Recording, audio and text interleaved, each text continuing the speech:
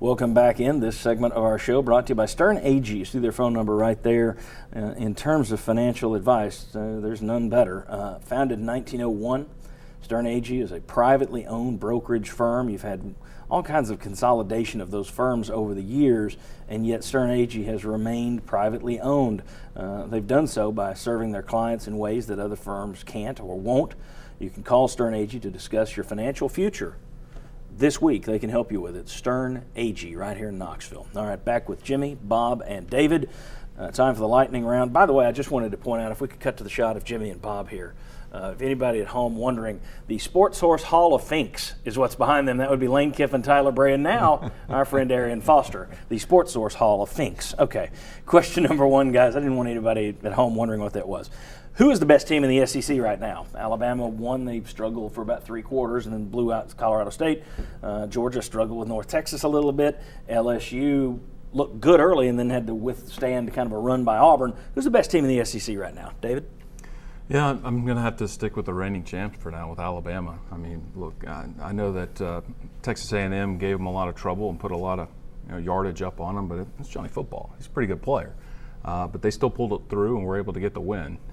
Reigning champions, until somebody shows us otherwise, I've got to go with them. Okay, who's the best? I'll stick with Alabama, too, until somebody beats them. Okay, Jimmy?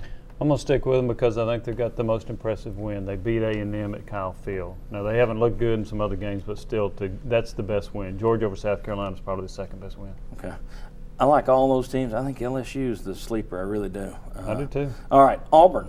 3-1, put up a fight at LSU last night. Missouri 3-0. Those were supposed to be games that UT was 50-50 or better with this year. UT has never lost 8 games in a season. Will this be the year it happens? I want to stick with no.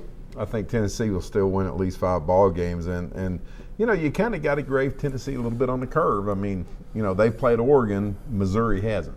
They go down and play Florida, Missouri hasn't. So I'm not going to sit there and just say that Missouri's not going to be a winnable game for them. I'm going to say Tennessee doesn't lose 8 this season. I'll agree with Bob. I think South Alabama and then Kentucky, and I think out of the others that are the more reasonable games, the Vanderbilt, the Auburn, and Missouri, I think Tennessee get one of those.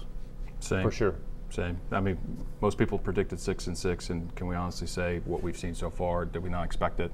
Doesn't mean it doesn't hurt, but I think a lot of people expected this. Yeah. Last one. Right now, if you guys are Butch Jones, what's the first thing you do?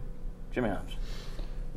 I would I'd actually get away from the spread as much.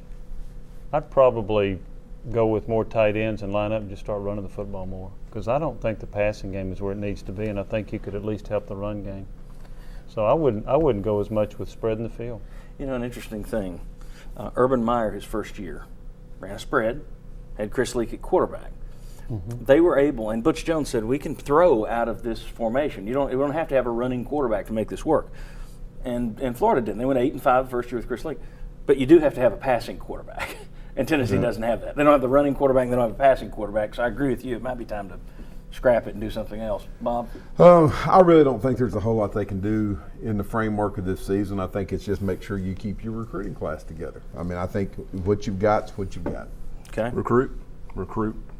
Dollar for dollars. Do everything you can to get really good players in here, but don't use dollars. I was starting to say, you sound like Arian Foster over here. My thing would be adopt the 1994 plan.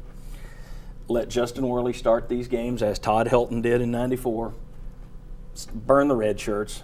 Start getting Ferguson and Dobbs in there. Give them some series. See if one of those guys develops. Get them ready, because I don't think Worley's your long-time answer. So I say go back and use the 1994 plan. Okay, thanks to Jimmy, thanks to Bob, thanks to David. When we come back, Sterling, Bobby, Chuck, and Vince, and we are going to pick next week's game. We got Pearl's Pulpit, we got the Cavaliers line. Where will that be set? Plenty more on the Sports Source. Come on back.